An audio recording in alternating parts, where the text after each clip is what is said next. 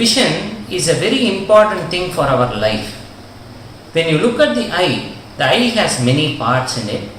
The front being the cornea, which looks black or blue, but it is actually a transparent structure.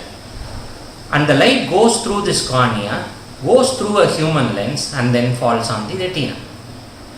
The retina is a very big structure that corrects almost 70% of the inner surface of the eye. But which area of the retina is the most important? When you look at it, the macula, which is the central part of the retina, which is the most important part of the eye, and in that the fovea forms the major part, and without fovea we won't be able to read, we won't be able to write, we won't be able to recognize people's faces. Such is the importance of fovea in the macula. The next week is macula week. When we age, because of regular wear and tear, the retina, especially the macula, becomes weaker and weaker. This process of weakening of the macula over a period of time is age-related macular degeneration. So that affects almost 5% of the people as they age.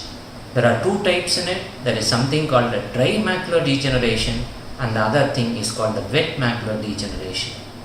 Dry macular degeneration, the vision drops slowly, whereas wet macular degeneration, there is bleeding in the eye and the vision drops immediately. So what can we do about it? We have to keep a healthy eye.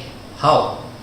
We should not use our eyes for unnecessary tasks. We have to reduce in this electronic age the amount of light we see during the morning hours, the amount of time we spend during the night looking at our cell phones. All these things over a period of time affects the eye.